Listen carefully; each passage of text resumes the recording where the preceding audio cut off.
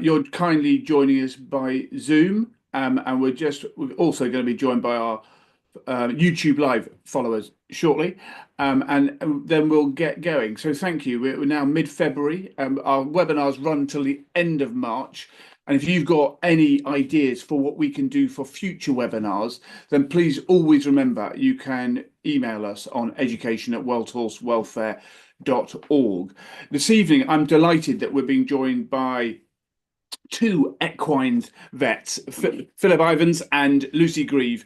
We're going to be talking about vaccinations and the importance that they play in the routine healthcare of our horses. Such an important topic. But do remember that all of the webinars that we have been running ever since 2020 are available on our YouTube education channel. So please do register with the channel. You can also register for all of our Zoom webinars, and by joining us by Zoom you can interact with the Q&A function as well. So please do remember to do that. We are running every fortnight, and in a fortnight's time, our next webinar is going to be with Sam Cooper and Barbara Dreyer, and we're going to be looking at meaningful equine enrichment and actually fascinating what we can learn from observing feral horses. So that's in 2 weeks' time. We'll also put a link in the chat for you to register for that. So let's remember this evening, the format is Phil's going to be presenting for about half an hour, 30 minutes. And then Phil and Lucy, we've got a few structured questions that they'll answer. And then very much the floor is open to you. And you are able to ask as many questions as you like. And you know my saying, there are no stupid questions, only stupid answers. No pressure for Lucy and Phil there. So what I'll do now is I will share my screen just to get us going, and hopefully then you will see that that's what we're talking about this evening: prevent and protect essential equine vaccinations. And before I introduce Phil, just thought you would want to sort of get involved. Does your horse receive an annual booster vaccination? And the options there very simple: yes, no, or if you're just sharing a horse for whatever reason, you might not know, so you might not be so sure. So whilst you're answering that question, I am delighted to introduce Phil. And in many ways, when it comes to the insides of a horse or the medicine, equine medicine, there is possibly a few people better qualified than Phil, who's had his own equine veterinary practice in Buckingham in the UK since 2011, and he has lectured considerably and has been widely published in a number of different veterinary magazines and journals. So is hugely well qualified to be talking us to this evening. And he's a great friend of Wellhorsewelfare Welfare, and indeed just a wonderful advocate for the veterinary profession. So we're really lucky to have Phil with us this evening. And when I asked him something different about what he's not doing around work, I love the fact that one of his interesting facts or quirky stories is the fact he is a closet Shetland owner. How many closet Shetland owners there are around the country, of course, no one knows. But at Wellhorsewelfare Welfare, we're very familiar to having Shetlands in our care, and many on our rehoming scheme. And I love this. He's a silent livery yard owner. Now, I don't know how you be a silent livery yard owner. Maybe Phil will let us know and what that involves, other than not saying very much. But it's brilliant to have Phil with us this evening. And Phil, before I hand over to you, I'm just going to ask Basil to bring up the answer to our poll. Well, there you go, Phil. I think you can go home. There is absolutely nothing to do. 100% of people receive an annual booster vaccination. But I suppose the question is, Phil, is that enough? Without further ado, I'm going to hand over to you, Phil. I'm afraid to say, Phil, you failed at the first. You are on mute. Thanks, Rolly. I apologise. So we'll go back to presenter view. It's a real pleasure to be with you tonight and to talk about a subject really close to my heart.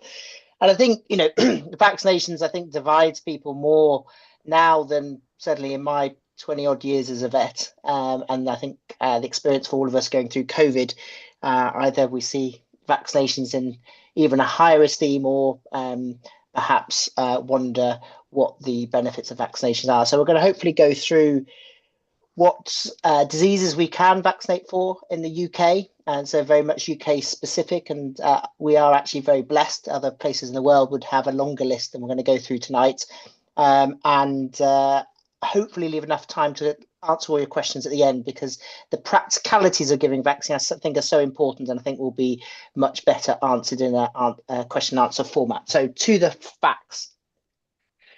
So what do we vaccinate for? We're going to cover why we vaccinate for. And I think sometimes when we vaccinated for a disease for a long period of time, I think sometimes we forget why, because we don't see the disease very much because the vaccine is working. And then importantly, when, and the confusing information of, do we need to do it annually? Do we need to do it every 6 months? Does that vary from one disease to another? So we're going to go through the what, we're going to go through the why, and we're going to finish with the when. So what do we vaccinate for, and sort of divide the two diseases into Phil, do you want, we're not seeing your slides at the moment. Do you want to share your screen?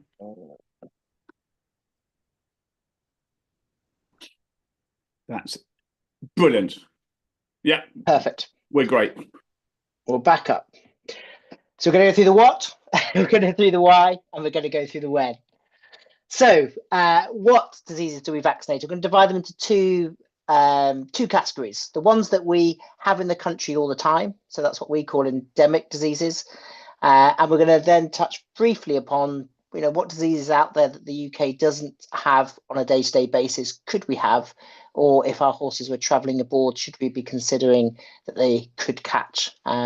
So the endemic diseases, we're going to go tetanus and flu, and hopefully that was the 100%. That's what you have your boosters for. So go through those first. We will touch upon equine herpes virus and the conditions it causes, respiratory, abortion, and neurologic, and how vaccination affects those different syndromes. And then probably the most exciting in terms of vaccination in recent past, Strangles, and we have a relatively new Strangles vaccination on the market, and touch upon how our knowledge is evolving with that. And then there are a couple of reproductive diseases in foals, yearlings that can be vaccinated for, we're not going to talk about. So that's rotavirus and Lawsonia. So we're going to leave the repro world aside for now. And then exotic diseases, there's loads out there, but I think the real ones on the UK radar is equine viral arteriitis. That's more from a breeding perspective, so I'm going to leave that one alone. African horse sickness, which keeps us all awake at night, and certainly vaccination would form part of that, but isn't on our doorstep as in terms of geographical proximity yet. But the one that we are worried about in terms of it's getting closer geographically is West Nile virus. So I will talk about that in terms of vaccination if we have time at the end. So tetanus, why do we vaccinate against tetanus? And I think it's one of those diseases where tetanus vaccination has been so successful. If you ask most vets nowadays if they'd seen tetanus, most would say no. And as your owners, most of you would say no. And therefore, I think we forget what an awful disease tetanus can be. So it lives in the soil. So therefore, we all have soil. All our horses are potentially exposed to tetanus. There are certain regions, if you talk to vets who practiced in times before tetanus vaccination, they would say there would be within their practice areas where they would see tetanus more. And it's one of those fatal diseases. We're vaccinating because this disease is really not treatable. All we can do is give supportive care, and it could lead to a very nasty outcome. It's a neurotoxin. Spores enter wounds, and I think sometimes we forget that a foot abscess is a wound, particularly puncture wounds. And I think we sometimes feel that, got big gaping wound on the chest of your horse, then you're going to be worried about tetanus. But actually, it's the small pinprick puncture wounds that horses so often get that can be as much a risk for tetanus as those bigger wounds. And what we see is contracture of the muscles. It stops them relaxing, so you get stiffness, you get very abnormal gait, trembling, muscle spasm. Sometimes the ability to open the mouth. So in the old days, certainly in humans, it was known as lockjaw. Profuse sweating. It's a really awful disease. I've seen 3 in my career, 2 in Africa and 1 in a foal in the UK, and it's just an awful thing to see. Saliva accumulating in the mouth, and they may not be able to swallow their food. They get excited due to sounds and bright lights, and they often have this sort of seahorse stance where they sort of rock back and forth just because they can't relax their legs and their legs are rigid. And then they become difficult to get up. And once a horse can't get up, it's really struggling to survive, and ultimately they pass away from respiratory failure. So it's an awful disease, and one that I think we can make an argument that every horse in the UK should be vaccinated for. All horses are at risk at getting tetanus, and therefore, as everyone on tonight is surely does, should vaccinate against tetanus. But it's good to remember why we do. So why do we vaccinate against equine influenza? It's a virus. It's spread by direct contact, but importantly, it's spread by aerosol droplets of mucus that comes out of the respiratory tract, so sneezing, coughing, and it's very tiny and can travel, of all the viruses we deal with in the UK, the largest distance, so up to 2 or 3 kilometers. So often people feel that their horse doesn't go anywhere, it doesn't come across any horses directly, but most of the horses in the UK are within a couple of kilometers of another horse. So once again, most of our horses are at risk of influenza because of how it spreads. It spreads on the air and has been documented to travel great distances. It's a serious respiratory disease in unvaccinated horses. And once again, we forget, because most horses that come into contact are thankfully vaccinated. In a vaccinated horse, the disease is often mild to no symptoms or clinical signs. But an unvaccinated horse, it can be really serious. And in the recent 2019 outbreak, the severity of clinical signs, i.e. what the horse was showing, was surprisingly severe in young 3, 4, 5-year-old horses that were unvaccinated. So we often think it's just flu, we're going to cover that, but actually these horses are really sick. They have really high temperature, they go off their food, they're lethargic, they often have a clear nasal discharge. And what's characteristic of flu is how harsh and dry that cough is. They often go into coughing fits. It's very distressing to see a horse with unvaccinated with flu just cannot stop coughing, and then it will relax, and then it'll go through another period of very extreme coughing fits. And it spreads remarkably fast. I remember in 2003, an outbreak in Newmarket, and a yard of 100 horses, and within 2 or 3 days, most of those horses had clinical signs. It's probably one of the fastest moving infectious diseases we see, and that is also frightening, and why vaccination is so important. So I just wanted to give some sort of data on where these diseases are within the UK, how much we see them. And I just wanted to flag up our colleagues now based at Cambridge University, the Equine Infectious Disease Surveillance Team, who are funded predominantly through the groups at the bottom, through the thoroughbred industry. And really they're trying to tell us as vets where the diseases are, and we get text messages when a new case is found. And I think what they struggle with, and you'll see on the next slide, is that we probably underreport infectious disease. So the numbers that I'm going to show you are probably lower than they're actually happening. And there are, for flu, a free diagnostic surveillance scheme. In other words, if you wanted to test for flu, you can do it for free through your vet in terms of the laboratory fees. And we must encourage all horse owners to test when hopefully it's recommended by your veterinary surgeon, and then anonymously to declare it to the people at Eads, and it's Richard and Fleur and Abigail and Mary O'Brien here, and so that they can then let everyone else know, not saying that it's your horse, but that in a county a case of flu has been found. And as I said, they run a free influenza testing scheme. They have a helpline for vets and owners. They send out text messages telling us as veterinary surgeons where outbreaks have occurred. And so it's really important that we feed that information back to them. And I think infectious disease sometimes feels, that we might be criticised by other owners, that we're ashamed that our horse may have that disease, and actually that should be completely opposite. We should be letting people know. We should be saying we're doing all the right things, and I want to protect other horses, and I'm going to let them know that actually my horse has got flu at the moment, and therefore that's going to help other horses in the area. And like I say, it's all anonymised and done at a county level, so no one can ever know where the individual cases are. So this is the flu outbreaks from October to December last year, so not a large time frame. And you can see a smattering all across the country. And that's really our feeling as vets, is that we see flu, whether it be Wales, Scotland, north of England, southwest, East Anglia, it is across there. And if you look at the maps over a couple of year period, you'll see it smattering all across there. And you can see on the left-hand side, percentages of horses who have fever, discharge, that type of thing. So it varies from horse to horse, and it's really useful information for us to know how flu is affecting horses at any particular time. So moving on to equine herpes virus, there are 2 of them, 1 and 4. I won't go into why that's 1 and 4, slightly confusing, but essentially that they do similar things, 1 being more severe than 4. They cause respiratory disease, which can be distressing, usually not as severe as flu. Important in breeding operations, it can cause abortion storms, and that's very distressing. You have multiple mares on a stud losing foals, usually in the last third of their pregnancy, and very distressing if in that industry.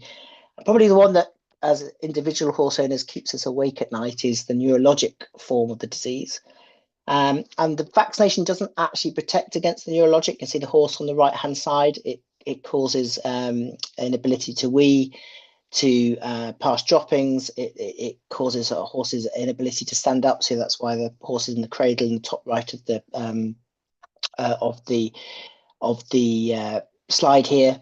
And the vaccine is not good enough to stop this form of the disease. But if we vaccinate the high risk horses, and we'll touch upon those later as to how we define those high risk horses, and reduce the amount of virus in the environment, then we hope, and we don't know for sure, but we hope that would reduce the number of horses that potentially go on to get this rare form of the disease, the neurologic form. So we do feel that EHV vaccination has a role to play, even though it doesn't directly protect against neurologic disease. So Strangles, I think in the equine world, I think everyone's heard of Strangles. It is a bacterial disease, a slightly different infectious cause as to the previous diseases we've been discussing. You get these large abscesses. This is right under the angle of the jaw. What we call a submandibular lymph node abscess is classical. We also see, which is so much harder to diagnose, these atypical cases which just look like a mild cold, might have a fever for a night, might have a slight snotty nose, but those horses are infectious to others, and it might be the 6th, 7th horse in a herd that then goes down with a classical disease. It might be an older horse, or a horse that has Cushing's disease, PPID, or it might be a horse that's struggling with a worm burden that then gets properly sick. And so identifying the milder diseases, the atypical disease, really important into preventing spread of the disease. And the other real canny thing that this bacteria does is it hides silently after a outbreak within a pouch within the head called the guttural pouch, and it can live there for a year, 2, 3 years, and still be infectious, even though the horse is externally normal to new horses. And so prior to vaccination with Strangles, we've had to really spend a lot of time screening horses for this carrier state, which involves sticking a camera down into there and taking a wash. And I still think that's important, but the fact that we have a new vaccine, which we're going to touch upon a bit later, is a real step forward. And I think if we're screening for carriers in tandem with vaccination, we're going to prevent a lot more Strangles outbreaks than we have previously. And the thing with Strangles is rarely it has real nasty consequences. It can form abscesses elsewhere in the body, and it can also cause rare immunological diseases as well. And so Sometimes people get a bit blasé about strangles in certain areas of the country, because they see a lot of it, but we have to remember that it can still have very serious consequences from time to time, and you can't predict when that's going to happen. So going back to our EADS data, so this Equine Infectious Disease Surveillance Service that we have, they've done a great job in mapping and telling us, what strangles cases are in the UK. And this is again from the last quarter of last year. And you can see how much strangles there is in the UK, pretty much everywhere. The dark colours on the map here, over 10 outbreaks. So that will be multiple horses in every one of those outbreaks. This is affecting horses all the time. And I think makes a real strong case that we need to get to grips with the new vaccine quickly and incorporate that data that we're getting back from the field and work out the best way of using that vaccine. So moving on to West Nile virus, that causes neurologic disease. It can affect humans. Importantly, you don't catch it from your horse. So both horses and humans, as you can see on the life cycle between birds and mosquitoes, it only affects horses and humans as accidental hosts. But if your horse did get West Nile, we know from it coming to the United States back in the late 90s and early O's that a country that didn't have West Nile to begin with, that then it did cause a lot of horses to get this neurologic disease, which in some cases is not recoverable from. And one day it will arrive in the UK. And the worrying thing in the last year or so is it's beginning to creep into northern Germany, where we didn't think the mosquitoes could survive. And that's the same latitude, same level of temperature that we would expect in the UK. And we already know that we have the mosquitoes and the birds that carry this disease. So we are on alert at all times that this could come to our shores. And certainly if you were traveling to Spain, Portugal, southern France in the mosquito season, we would be advising that your horse should be vaccinated for West Nile. So tetanus is very easy. We just need to do 2 vaccines 4 to 6 weeks apart. We need to do a 3rd vaccine within that year, and we can boost her every 2 years. And I think that should be the minimum for every horse in the UK. For most horses, we now vaccinate tetanus in combination with flu. So the vaccine protocol is going to touch on the next couple of slides. So you don't have to remember that. But if you were just going to do tetanus, that's what you would do. So flu vaccine has been historically a little bit complicated in terms of what different authorities require in terms of when and how you vaccinate for flu, and tetanus would go along in combination with this. And has been a big effort from the industry to try and standardize these. So I'll try and make it as simple as I can. There are 2 vaccines, 21 to 60 days apart. And the idea of giving these windows is that it makes it easier as owners. So you're not have to vaccinate within a week. So these windows give us more flexibility in terms of booking horses in to be vaccinated. And the 3rd vaccine is roughly around 6 months, so 150 to 180 days. If your horse lives on its own, not close to many horses, then 12 monthly boosters thereafter, as we have done for a long time, is sufficient. But if your horse is a medium risk horse, in terms of mixes frequently with others, or a high risk horse, maybe a young horse, maybe going to competitions every weekend, both of those categories, we feel that vaccinating a little bit more frequently for flu, and we have the potential to give flu and tetanus and flu alone. So we can just do flu alone at those 6 monthly boosters and give an extra boost to the immunity for those higher risk and medium risk horses.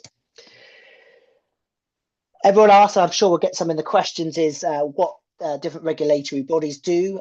We have tried to move everyone to the same thing. There are still some differences, but there is a resource, whether you're a racehorse, whether you're competing at international level, FEI, or obviously at more national BEF governed events like British Dressage, Pony Club and such like. And there are protocols for those different routes, very much on what I've just outlined before. So moving on to EHV vaccination, there's 1 vaccine, need to give it from 5 months of age, give that very similar to tetanus, 1 vaccine, then 4 to 6 weeks later, 2nd. Can be given at the same time as a flu vaccine, flu and tetanus vaccine. and then you give it every 6 months. So if you're doing in that medium to high risk horse group for flu, those risk factors would be very similar to for EHV. You could do EHV and flu every 6 months. For pregnant mares, do them in the 5th, 7th, and 9th month of pregnancy. So, Strangvac, new to the market. I'll give you a little dates on the next slide. The key thing, because everyone will have a long memory, there was a different vaccine which I will compare it to back in the early to mid-O's, which was a live bacteria with just one bit of it taken out. This is a subunit vaccine, so this means no live agent, which from a safety perspective is a real win and took many, well, at least a couple of decades of research to get to. It contains 8 proteins from the bacteria. It's given by going into the muscle, which is how we give all the other vaccines we've talked about, which is different to the previous Strangles vaccine. And importantly, even though it's got only 8 proteins, it gives a really good immune response. Not perfect, so your horse will definitely have reduced levels of how it's affected by Strangles, but it won't be totally no clinical signs in all horses. So we have to be understanding of how much protection we're going to get from the vaccine.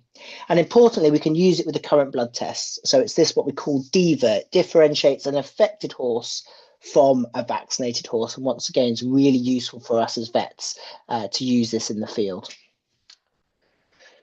So I think a lot of people get really worried about the previous vaccine experience, and this was a vaccine called Equine. Still, it was a real step forward in vaccination, but vaccines always get better over time, hopefully with research and development. And this was the vaccine that maybe that we remember. It was in 2005. Like I say, it was a live vaccine. It had to be used every 3 to 6 months, which is quite frequent. And we couldn't use the blood test that we used to diagnose and help us manage outbreaks, and it couldn't be used in an outbreak. Whereas Strangvac came out end of 21 on Europe, in UK 2022. It's a subunit vaccine, as I said, can go into the muscle, and it potentially can be used in an outbreak, which I'll touch on in a little bit. So it's a real difference from what we've had before, and a real step forward in hopefully Strangles control. The difficulty with any new vaccine is often the research data is limited, just because you can't vaccinate thousands of animals before getting to market. It's gone through all the safety checks. It's gone through all the proof that it works, but the licensed way of giving it is quite restrictive in terms of giving 2 vaccines 4 weeks apart, and then the 3rd vaccine 3 months later. And it doesn't really fit with the vaccine protocols for the other vaccines that we have discussed, and that might put extra financial burden on us as owners to use this vaccine. But over the last couple of years, field data is already coming in to allow us to evolve what's on that data sheet. And at the moment, and this may change with time, we're feeling that we can stretch that 3rd vaccine to 5 to 6 months and bring it in line to your flu vaccine. And so therefore we could potentially vaccinate with Strangles vaccine and flu vaccine at the same time. And importantly, because it's not a live vaccine, you can do that. So with the old Strangles vaccine, if you did that, you might cause an abscess. But because this is a dead vaccine, if you like, or not a live vaccine, we can vaccinate with 2 different products at the same time, which makes it much more user friendly. So the information we have on this vaccine will change with time, but that is where we feel we are at this moment in time. And I'm not going to go through in detail this slide. It may be something we touch upon in the Q&A, but we are also trying to work on how to use this vaccine in an outbreak scenario. And we are differentiating horses in an outbreak horses are unaffected, so green ones on the left, to amber ones who've been in contact with infected animals who aren't affected yet, to horses that are actively infected. And how we use the vaccine will be different in those 3 different groups. And once again, that information is changing, but that's what the chaps at EADS, chapesses at EADS are working on, is using the field data to work out how vets on the front line can use this vaccine the most appropriately. So I think I've got a couple minutes, so we will just finish with West Nile vaccine. And as I said, at the moment, we only need to consider this if we were traveling to areas where the virus is, which mostly is in Southern Europe in mosquito season. So March through to maybe September, October. But we would want to check any European country now that we were traveling to if it had a new case, and Germany would be a good example of 2024. And you vaccinate from anything over 5 months of age and 4 to 6 weeks apart, and then an annual booster. And you can see in an emergency situation, if this disease, God forbid, ever came to the UK shores, we would all have to be vaccinating against West Nile in very quick order. And there are planning meetings and industry risk scenarios that we are planning that should this happen, we do have a plan in place, fingers crossed. So that's a very, very quick run through of what we should be vaccinating for, when we should be vaccinating for, and hopefully also why we should be vaccinating for, which I think is easy to forget sometimes, but is really, really important. And this is me in much younger form, probably 20 odd years ago, tackling a Strangles outbreak at not World Health Welfare, but a charity in I think it was 180 different ponies and horses that we were dealing with, and we swabbed all those horses that day. So that's us after swabbing 180 different ponies and horses from Shetlands to Shires. Ronnie, I'll hand back to you. Phil, that was brilliant. Thank you so much. So much information there, and I know there's been lots of questions around that, and it's great that we've got a really good, wonderful geographic spread across Europe, obviously across the UK. But also across Europe, places like Croatia and Greece, and even Lisa's saying hello from Wisconsin, and Lucy said hello from Newmarket. Marvelous. And with that, I am just going to share my screen again, and if I can find it, there we go, share, and then just say that was a brilliant presentation by Phil. And now just to introduce Lucy, who has been, most of her initial career was as an equine vet in Newmarket.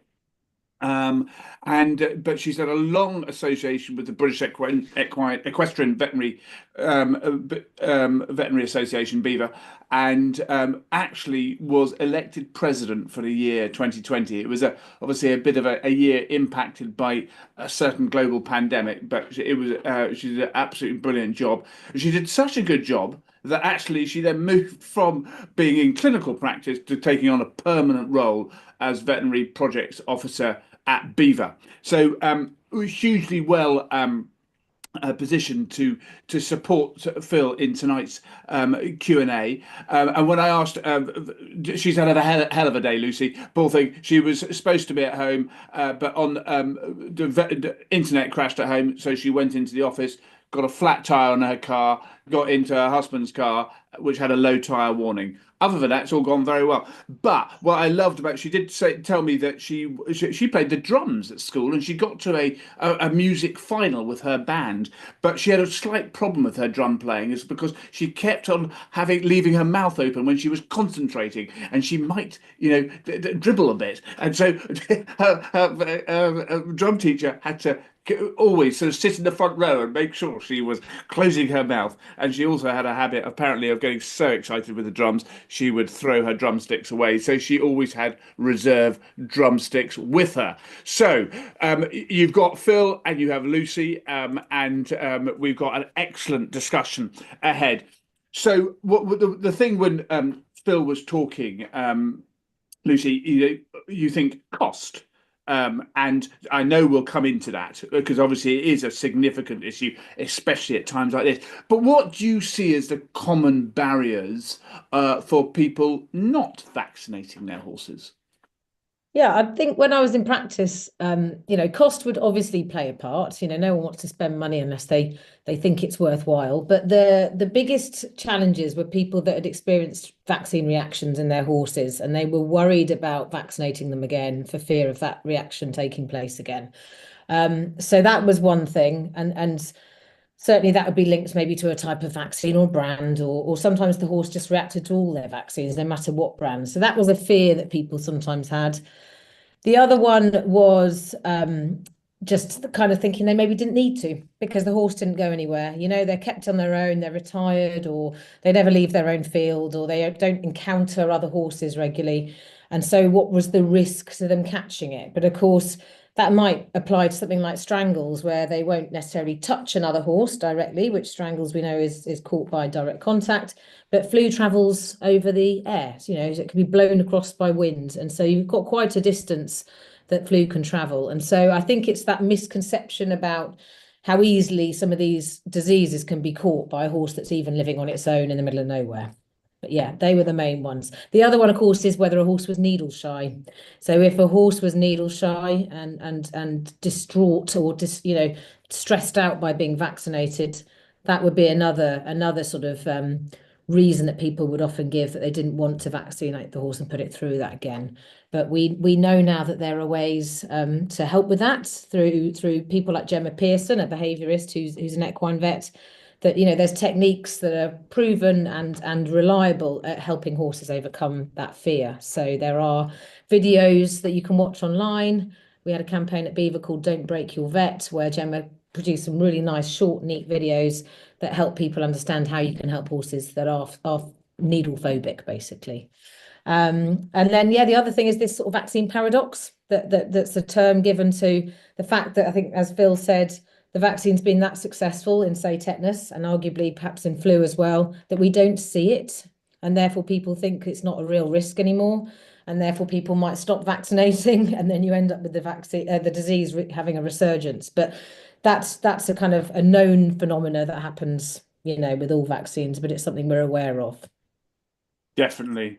And I guess there's so much we can learn, just from, our own human experience with what happened in 2020 as well, in terms of those things. And I love what you said about the Gemma Pearson and our whole understanding of how horses learn, and that actually we can put some links into that. Well, in fact, Basil already has done, of course, because he's that efficient around. And it's hugely impressive. Really, really needle shy horses in a matter of minutes.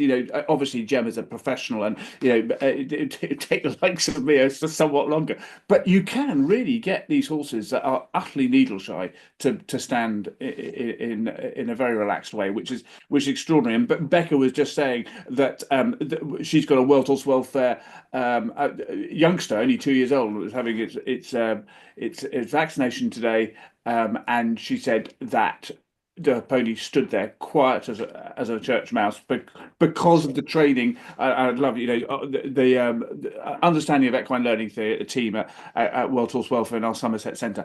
Anyway, enough of that. Phil, you talked. I loved. Obviously, the world is changing. Climate change and everything else. How important is it as an industry that we future-proof the health of our horses? Because you talked about these new diseases. We often call them exotic diseases, don't we? Which sounds like a nice thing, but they're possibly not so nice. They're not nice, exactly. And disease, in the UK, although what we have talked about is important and we need to prevent them, we are very lucky actually in terms of the limited number of diseases that we, if you're in North America, you might be vaccinated against 7-8 diseases per year. And the ones that we really worry about are really nasty diseases. West Nile we touched upon in causing neurologic disease, and African horse sickness in terms of causing very awful disease. I probably don't even want to describe it. And the important thing is that both are spread by insects, in West Nile, a mosquito, and where those mosquitoes thrive will be altered by climate change. And importantly, in West Nile's case, where the migratory birds go is altered by climate change. And so we're seeing disease spread from the warmer areas of the globe further north. And as I said, it's creeping up into southern France, into Central Europe, and recently even into northern Germany, which has a very similar climate to ourselves. And we know in livestock, a very similar disease in terms of how it's transmitted. Blue tongue has leapt the channel and has infected our ruminants. And that's really a sort of almost a precursor of what West Nile could do. And it's really important to know that we have vaccines available and that we future-proof, as you rightly say, Rolly, so that we're ready to go if that horrible day ever comes. Brilliant. And obviously another thing, because obviously a lot of these diseases, flu not, but quite a few are infect our horses through insects, so and vectors. I mean, and this is a curveball, but I mean, how much can we do to protect our horses from disease through managing insects within our horses' environments? It's really challenging. And that's really why actually vaccination is so important in terms of if you run through trying to insect proof a stable from a mosquito. It's really difficult. It's not impossible. It's not to say that there wouldn't be, potentially some mitigating measures put in place to help that. But fundamentally, these are diseases that have to be controlled by vaccination, as in a different scenario, flu, because of how far it spreads. So certain diseases that lend themselves really well to vaccines, and that's because other things are not easily done. Brilliant. Thanks, Phil. Lucy, so we've talked a lot about vaccination, but who vaccinates? Is it only vets that can vaccinate our horses? Yes, at the moment, certainly it is. And the reason is because horse vaccines have to be certified, and that's the key word, into the horse's passport. So compared to dogs and cats and cows, sheep, pigs, things like that, where they're not needing to be certified, horse vaccines are needing to be certified into the passport for reasons of competition and or export. So if you're wanting to move your horse to a different country, those vaccines need to be certified by a member of the Royal College of Veterinary Surgeons. That's a vet. Now, you might compare it to, say, the NHS, where nurses will tend to do all the vaccinating in humans. And we have talked about whether there would be an option potentially in the future for veterinary nurses to do that, to help with the burden of, doing that kind of work. It would require a change in a legal part of our constitution, so the Veterinary Surgeons Act, which actually we've been promised will someday enter Parliament and be discussed, and we may get a new act because it's quite old now. So that may be something that comes into play, but that's purely at the moment this certification aspect that means a vet has to do it.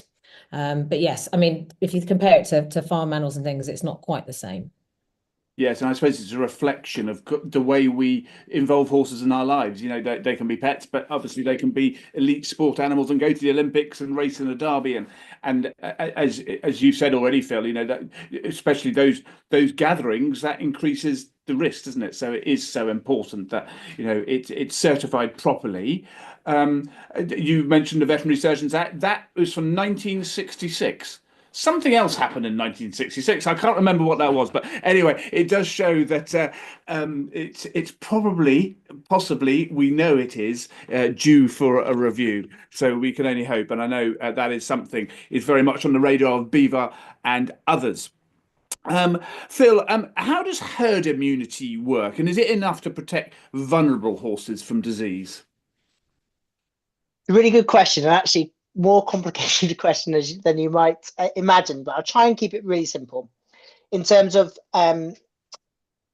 how sick you get with any infectious disease is a balance of how much of the disease you see. So whether it's a virus, how many viral particles are, whether it's bacteria, how many bacteria you see. So it might be 100, it might be 100 million.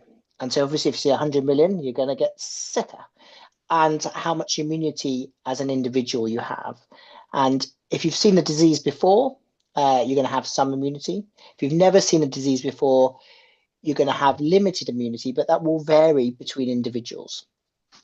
And a vaccine rarely produces what we call sterile immunity, i.e. not causing the patient to be a little bit unwell. So we all have had stiff arms with our COVID vaccines, even a flu vaccine, similar as Lucy touched on, will occur sometimes in horses. And for the new Strangles vaccine, for example, pretty much you should expect the horse is going to be sore for a day or so after it's been injected. But also you don't get sterile immunity. In other words, they're going to completely protect that horse from being slightly unwell. So you may still get limited signs of disease, but also you're going to excrete some disease to other individuals. So herd immunity works by, if you've got 10 horses on your yard, and the way I would think of the herd is at a local level, so your yard, then your sort of immediate surroundings, be that be county, and then at a national level. You can draw herds at different levels. But we start with the yard. If you have one horse vaccination on that yard, you're asking a lot of that vaccine. So the horse next door that's unvaccinated might get really sick, be spewing out loads of virus, and even though your horse is vaccinated, it'll overwhelm the immunity that your horse has.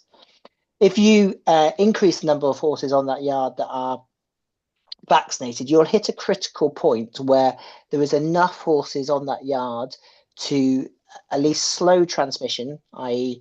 make it less likely you're going to pass on disease, and ultimately potentially even stop it. And for each disease that varies.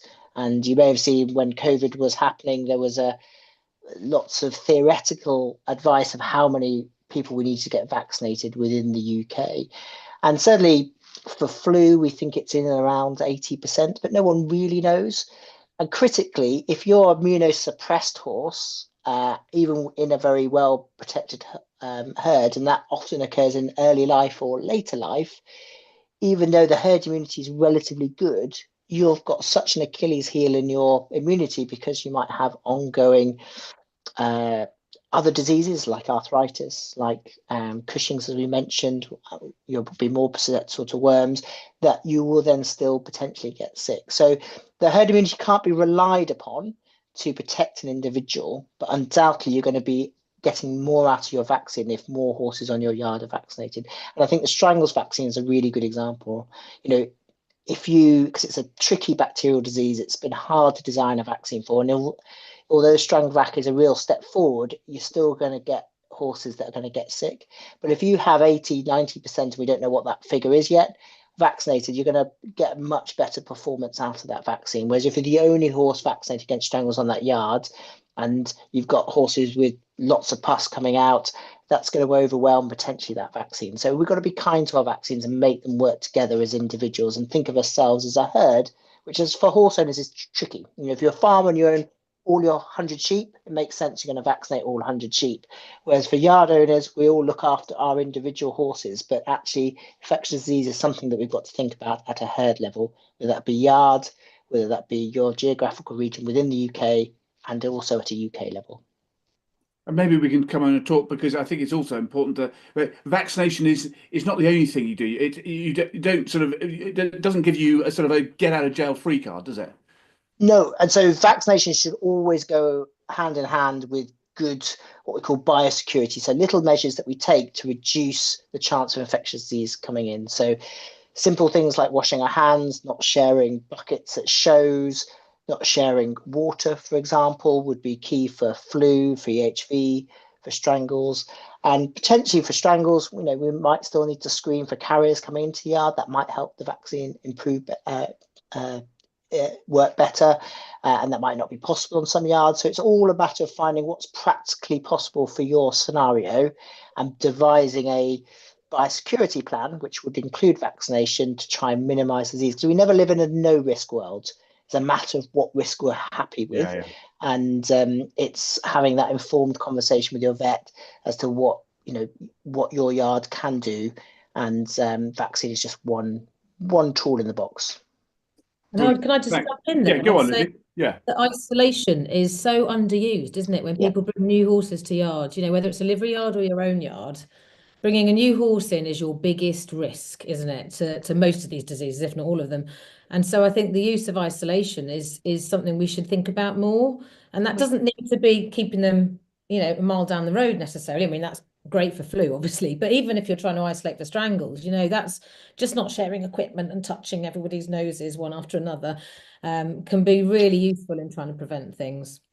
Yeah, exactly. And, you know, even if it's just a separate fields with maybe 5 meters separated, 2 lines of electric fence, so they can't touch noses, simple, small things like that, sort of marginal gains are so important. And I think with isolation, and as I have my livery yard hat on, you know, we have isolation, and it's the thing that's moaned about the most. And it's a, you know, with all things in life, the more effort you put in, the more you get out. And, you know, if you can only vaccinate for 2 weeks, then that's better than nothing. But certainly with strangles, you know, 3 weeks is probably better than 2, for example. And so as you go through having a horse in isolation, we've got to remember, because it's always at the end that we break and go, well, no, we're going to foreshorten it, and then we go and get the disease that we've been trying to protect with. So it's just holding steady. I just think this is actually, in the grand scheme of things, a relatively short period of time. And actually, the yard owner that I'm going to is going to request 3 weeks. My last one 2. I've got to go, actually, that's really good, because that's a safer yard to be on. Yeah. 2 points there. One is obviously talking about strangles. One of the issues also is being transparent and honest, because we have seen where this talk about possibly strangles or flu or whatever being on a yard and people taking their animals away from that yard, which must be the worst thing to do, because if there's a risk of disease then you spread it. And so World Health Welfare, we have to cope with the threat of infectious disease, because the animals that we're bringing in, Phil, as you say, a lot of them are immunosuppressed because of the stress that they've come and the welfare situations they've come from. And so our farm in Norfolk, we're currently managing we've got a case of strangles, so really having to manage that. But we have put out, and I think Basil will put a link to the story we've put out, because I think it is that transparency and openness around disease, obviously within limits, is also really important, isn't it? It's crucial. It's so crucial. The word I was struggling for earlier is stigma. There is no stigma. It's one we create in our own minds. And as horse owners, generally speaking, we're kind to each other. And it could be us. And I think that goes with human disease as much as it does horse disease. And whether that be sharing that at a local level, but also sharing it anonymously at a national level through your vets, through that aid surface, so important, because the more we know where disease is, the more we can combat it. Brilliant. I should have said, please do put questions in the Q&A chat. We've got lots coming through, especially from YouTube, so that's great, and we'll get through many of those. Just wanted to pick up on your thing about isolation that both of you mentioned, because on one hand, the importance of isolation to good biosecurity, but on the other hand, the likes of World Horse Welfare, many others are telling us that the 3 Fs is so important to our horses' mental well-being, and friends is part of that 3S. How can we manage that sort of dichotomy or that tension between isolation and actually making sure our horses are still mentally in a good place? Do you want me to chip in there, Phil? Go on. I can start anyway. You can pick up what I forget to say. But I think horses obviously love contact and need contact. But for a period of time where they can't have contact, I think if we can enrich them in other ways, and that could be their owner having contact with them and providing stimulation in the stable, grooming, interaction, groundwork type things that you can do. But also if they can see other horses, often that's enough.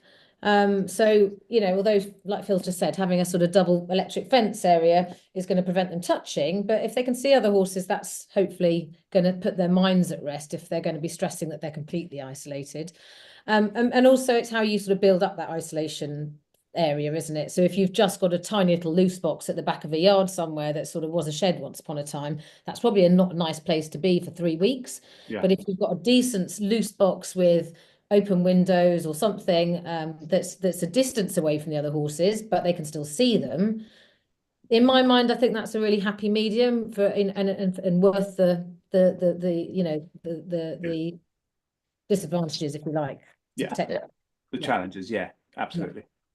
So the only thing I would say is it's a bit like box rest. Occasionally we have to box rest horses for orthopedic diseases, and it's amazing how in our heads it's often worse than reality. And as vets, sadly, we see horses have to go through these things on a daily basis. And with all the things that Lucy outlined, it actually goes way smoother than you can possibly imagine. And it's often the fear in our own heads. And as Lucy says, that contact between human and horse is so important. And if you're stressed, that will convey to the horse. So it's actually being relaxed and doing the things that you would normally do with your horse in a safe way is often the enrichment that they need to get through those 2 or 3 weeks. And it's actually sometimes quite a nice into a yard where, on day one, if they're going into a herd, it can be fairly traumatic, whereas they've seen everything, they've seen the routine on the yard, and then they get introduced to their friends. And sometimes it's a nice gradual introduction. Brilliant. And Lucy, we've already touched on this, but horses, how important is it we prepare and train our horses to be able to have vaccinations and not be frightened of needles? I think it's really important. I think it's something that's overlooked enormously as a horse owner. I've owned horses, is that we forget, you know, farrier, vet, all these things, they need to be prepared for from a young age.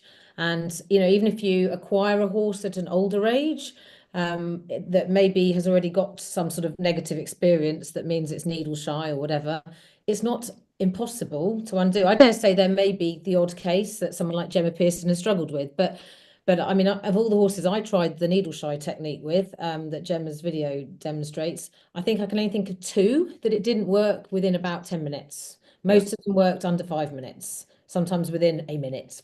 So, you know, it's a really, really foolproof way to try and help these horses. And I think vets can't do it themselves, and farriers can't do it every 6 weeks. It has to be driven with the owner. It has to be a combined effort, and it has to be done on a daily, weekly basis. But it's really achievable if you just understand the process and spend some time looking into it, really. And it supports everyone's safety. So, Yeah. you know, it's not just about the horse, it is, of course, but everyone around that horse, it will be much safer and have a much more positive interaction with the horse if those things are addressed. Definitely. Real case of treating the cause, not the symptom. Thank you. Phil, let's move on to some of these brilliant questions. I've accidentally missed an annual booster. What is my window to get the vaccination without having to restart the whole course? So that's a really, really good question for flu.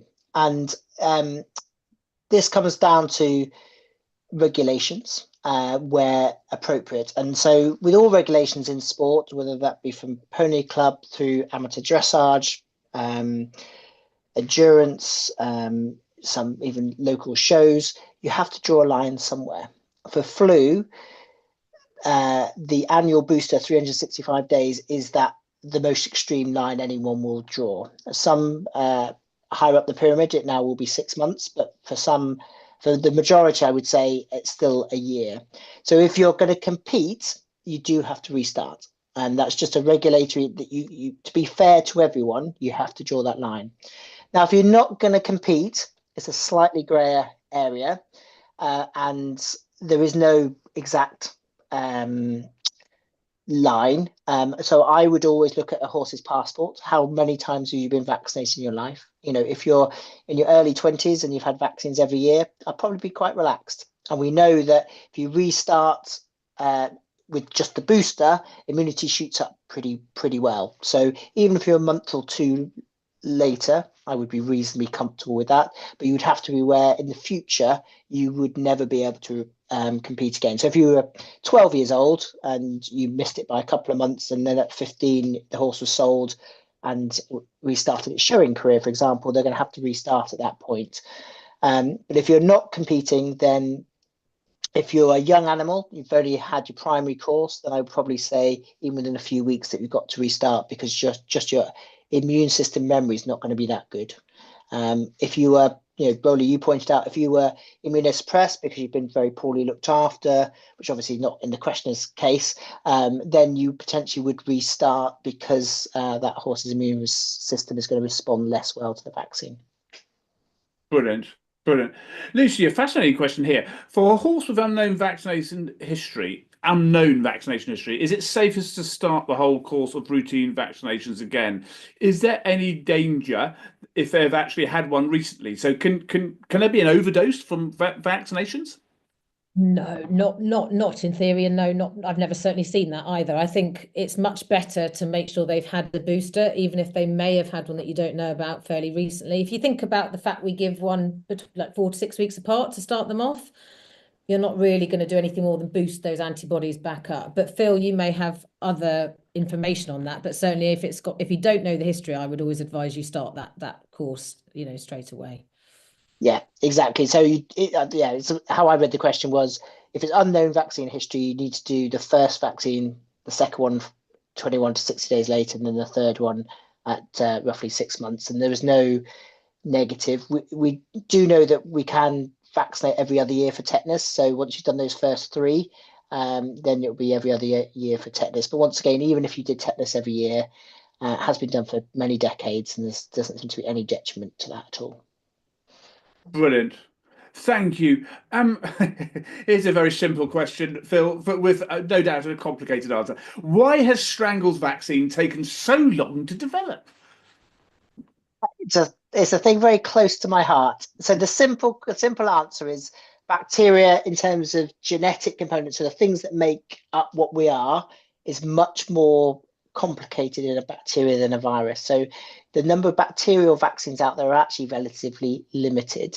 And Strangles particularly has been very clever in the way it hides in the horse and turns off ways that the immune system can recognize it. So it's been a huge challenge, and one that's taken nearly 100 years, really, going back just before the First World War.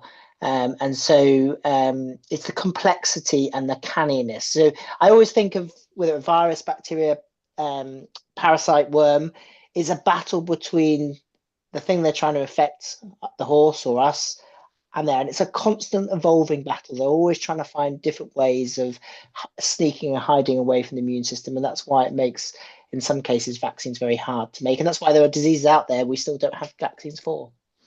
Brilliant. Okay, thank you very much. Hannah has asked Lucy, is it recommended to vaccinate against botulism when feeding haylage? No, not that I'm aware. We don't have that vaccine in horses. Phil, have you got any sort of knowledge of that? It's not something I'm familiar with. No, in the States they do have antitoxoid, so you can get plasma that you could treat a botulism case with. I think in the UK we don't, to my knowledge, have that accessible, and it's really about making sure we have high quality haylage, where we don't get little bits of air that then can cause fermentation that would favour the botulism toxin or bacteria then would cause a toxin. So good quality haylage is what we need. Brilliant. Lucy, I guess this covers back to that the herd immunity we were talking about earlier. But some people on my yard, question from YouTube, have stopped vaccinating due to the cost. My vet offers a health plan, but I pay a little towards each month to spread the cost of the routine vaccination, worm, egg count. Could more? Sorry, this is a different question. It's jumped to the top. Could more vets offer this to help? Yes, and I think you'll find that that's becoming more and more common. I think practices are thinking of better ways to help owners keep up the preventative healthcare stuff. So whether it's an annual package that you subscribe to every month, or whether you get things done in one go and it gets it cheaper. So like a sort of health check and the vaccine and your teeth, and a worm egg count, things like that. So certainly practices are doing that, and I think if your practice isn't, maybe have a word with them and see if that's something that they can help with. And certainly clubbing together on yards as well. Having a call out fee that you spread amongst a few of you. Some practices even do sort of zone visits where they're discounting the visits. So there are things out there, and I think if your practice isn't offering them, maybe just have a friendly chat with them. Brilliant. Phil? Yeah, I would say health plans are the way to go. We actually don't have one at the moment, but we're considering it. Is often for smaller practices, and we're a 7-8 vet practice, so we're not small, but medium size. It's the logistics of managing direct debits and the IT systems, and it's all becoming much more attainable. I would say that usually if you look at a health plan, and I'm not discouraging health plans, but actually there isn't a massive saving on the vaccine. And actually, if money was the override, I think the health plans give, you know what your cost is, and you can pay it in small amounts each month, as the questionnaire says. If you're just after cost, I think I'd be looking at either doing number of horses at the same time. So many practices give a discount if you do, say, 4 or more horses on a yard, and a lot of practices will do either reduced visit on a certain day, so we can order the vaccines that we're going to in a more time efficient manner, and that they would be, I think, as equally cost saving as a health plan. Brilliant. Thanks, Phil. Lucy, this is the question I thought I was going to answer just now. I'm on a livery yard, and the horses that don't really leave aren't vaccinated for flu. Some have their tetanus. Some of us go out to compete on fundraise regularly, and the horses are turned out with the unvaccinated ones. How at risk are the unvaccinated ones of catching something? Yeah, I mean, they are at increased risk. Any horse that's not vaccinated is at increased risk. And arguably, and Phil might correct me here, they're also putting the vaccinated horses at more risk, because if a horse comes back with some flu from a competition, brings it back to the yard, whilst that vaccinated horse might not show signs because it's fighting off the virus happily with its vaccine antibodies, it could potentially bring some flu back with it that goes to an unvaccinated horse on that yard, which then can get infected and start, as you've said, spewing out spewing out flu virus. So it then sort of creates a bit of a storm potential really on that yard that then might overwhelm even the vaccinated horses. So there is an argument and a kind of, responsibility thing where if you are on a yard with other people's horses, that's why it is best to keep up your vaccinations, even if it's not your horse going out to competitions and moving, because, that kind of combination of factors can be a bit of a disaster if it were to kick off. Would you agree, Phil, or do you have anything you'd say? I would totally agree. If anyone's ever lived with young children, they do exactly the same thing. So the immunologically naive, I've not seen it before, or the unvaccinated amplify infectious disease and then put a greater challenge on us who either have some immunity or are vaccinated. So absolutely. I'm going to ask you both quite a tricky question, and it's not from anyone, but just because cost is such a driver, and the cynic would say, well, of course the vets are going to promote vaccination because the vets, that's the vets provide the vaccination, and their business benefits from it. How would you answer that, Phil? So I would say generally as vets, we come into the profession to prevent disease and hopefully cure disease.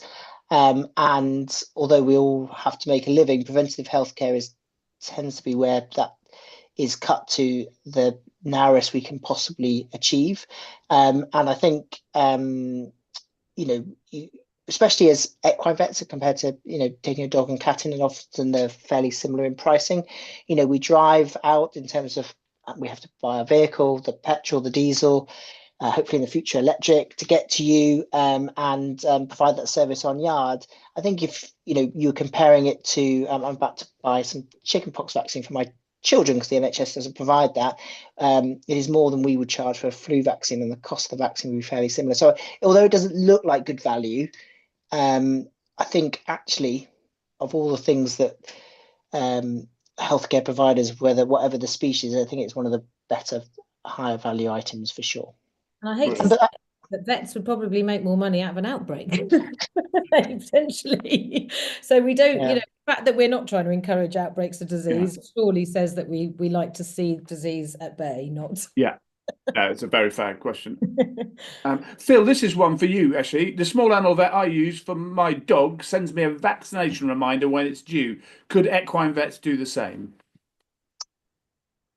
They should do.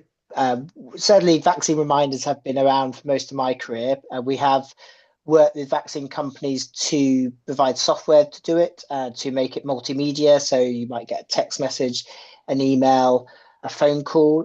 Some practices would do one rather than the other. So we would phone all our clients because we like to speak to them and say other a text message. But certainly, we would work very hard to remind you. I think the key thing is whether you get one reminder or three reminders, responsibility is still yours as the horse owner, because we're not going to double check, triple check. And so we can prompt you, but ultimately you still have to book that appointment and come to us. But yeah, I think it's a partnership, as a lot of healthcare is, that we should be working with you to remind you, but also you should be working with us to help you book that appointment. And just in the defence of practices that don't do it, I know some practices, certainly that I've worked at, didn't do reminders because if there were people with lots of transit horses, like in racing, then the reminders were getting sent out to horses that were no longer at the yard. So actually we had clients say, can you stop sending me these reminders? Because those horses have been in and out of training, in the last year and they're not here anymore. Yeah. So the system works for some practices and not for all, I'd say. Brilliant. Lucy, Hannah has asked a question. I have a gelding with COPD. He is vaccinated for flu once a year and tetanus every second year. His lifestyle puts him in a low-risk group. Considering that he has a sensitive respiratory system, what other vaccinations or vaccination schedule would you recommend? Sounds like probably doing the right thing by the sounds of it. I mean, there are other vaccines like herpes, but unless there was, I think, a reason to indicate he needs herpes vaccination, which if he's in a low risk for flu, I'd probably assume he isn't. But without knowing more about the horse, of course, it's hard to say. But I would say that sounds bang on. Would you say, Phil? And that sounds... Yeah, so unless you're out competing, mingling with other horses on a regular basis, if that was the case, I might consider EHV vaccine. I think in terms of strangles, whether you have COPD or not, probably doesn't make a big difference unless you got really sick with it, I suppose. So, I wouldn't discourage you from vaccinating against strangles, but I wouldn't say I'd be pushing it hard just because you had COPD. I'd more be looking at a yard basis and looking at your yard's risk factors and thinking that was a good idea. Brilliant. Phil, is the requirement for 6 monthly vaccinations for some sports necessary? The simple answer is yes, and it has caused quite a lot of controversy, I would say, and it was complicated by a vaccine shortage because of an IT error in a French vaccine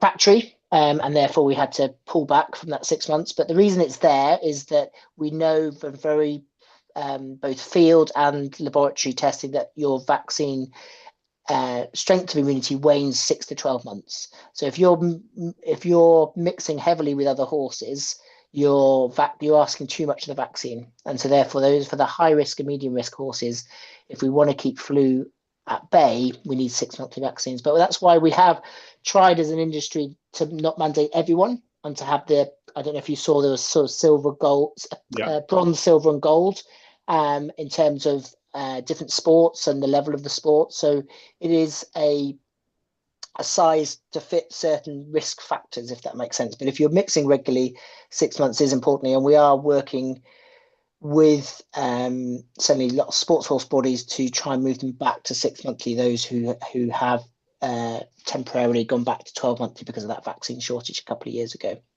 And I would say generally, if I had to say a general note, and I was in a meeting yesterday at a sort of UK level, in that the number of factories making vaccine for humans, pigs, poultry, dogs, cats, horses is finite in the world, and there isn't enough capacity. So it only takes one thing to go wrong for a vaccine not to be made. And so we have to be sympathetic as vets, because it's hugely frustrating as vets when we can't get hold of a vaccine, and we need to try and put contingency plans in to help us mitigate those shortages of supply. But we shouldn't then allow that to detract from the message that was before it, which was actually we do need to be at 6 monthly vaccine for certain horses. And so it's a complicated message, but they're the reality of the world that we live in. Yeah. Brilliant. Thanks, Phil. We're nearly out of time, but let's try and get through these questions. Lucy, can I ride my horse after their vaccination? Yeah, in theory, if your horse hasn't reacted previously to vaccination, then I wouldn't be worried about it. I wouldn't go probably doing its hardest bit of gallop work straight after a vaccine's being given. I might give it an easy bit of exercise that day. But there's definitely, there's no right or wrong. Some horses, like humans, you can probably realise, don't get sore injection sites, others do. I think just be sensible and see what your horse tells you, really. Brilliant. Yeah. Worth noting that for most competition, you can't compete within 7 days of a vaccine. Yes, yeah, that's true. Competition. Yeah, no, standout. Yes, absolutely. Good point. Thanks, Phil. A question from YouTube, Phil. When would you recommend foals have their first vaccination? It varies a little bit on brand, but around the 5-6 months mark, as the antibodies they got in the colostrum begin to wane. So that's why you can't vaccinate earlier, because of those antibodies they got from their mum. But it varies on the two brands between 5 and 6 months. So in and around there, so speak to your vet depending on what vaccine they use. Perfect. And then Claire has asked, Lucy, the information about how far flu can travel on the air is fascinating. Our Shetland has tetanus, I think has tetanus vaccine, but hasn't had flu vac up to now, as he doesn't go to shows, etc. Our vets doing combined vaccine. So how easy would it be to start him with the flu vaccine, given that he's already vaccinated for tetanus? I think, yeah, if you want to start him on flu vaccine and he hasn't had a flu vaccine in the last sort of year or so, I would definitely just start that from scratch. And you can use the flu vaccine on its own. So your vet can probably get in a flu vaccine that doesn't have tetanus in it and start that process. And then the vaccine that coincides most closely to his next tetanus booster could be given as the combined one, if that makes sense. And then you just carry on, each year boosting the flu and all the tetanus. So it's perfectly doable, and your vet should be able to help you with that. Brilliant. Yeah. The only thing I would add is the price differential between tetanus only and flu tetanus has narrowed in recent years. So there isn't actually that big a leap now, whereas 10, 15 years ago, it was quite big. It has narrowed because it's roughly similar to make even the combined vaccine to the tetanus only vaccine. Brilliant. And Claire said, thanks very much for that answer, which is great. Listen, thank you. That's been fascinating and hugely informative. And I've thrown in a few Googlies and you've both managed them extraordinarily well. So, Phil and Lucy, thank you very much. It would be great just to get your final sort of take-home thought, having sort of over the last 75 minutes, we've talked about the importance of vaccination as part of that routine healthcare programme. Lucy, what would you be your key take-home thought for everyone? I think it's just something we have to just accept is a given. If you're a horse owner, you've got to do vaccine, you've got to do teeth, you've got to do worm, prevention. And that, I think, is the bare basics that we all must adhere to. That's my honest answer. And Phil? We all will, with a horse or human, get infectious disease. It shouldn't be a stigma. We should tell people so we can then protect people. And vaccines are a really important part of protecting people and horses. Perfect. And it goes without saying, everything's all right until it isn't. And isn't that's a great sort of summary of what the two of you have brought together tonight or today. So thank you very much for that. Remember, in 2 weeks' time, we have Sam Cooper and Barbara Dreyer who are going to be talking to us about meaningful equine enrichment and actually fascinating lessons that we can learn from observing feral horses. So that will be fascinating. So do sign up for that on February the 26th. Remember, education@worldhorsewelfare.org for any questions or any topics that you would like us to cover in future World Horse Welfare Wednesday webinars. And it remains me just to thank everyone for joining us for this webinar and for all those great questions. And Lucy and Phil, thank you so much. You were absolutely brilliant. So good that we'll definitely be inviting you back again soon. But really, thank you so much. And we'll see you all in a couple of weeks. Thank you, Rowley.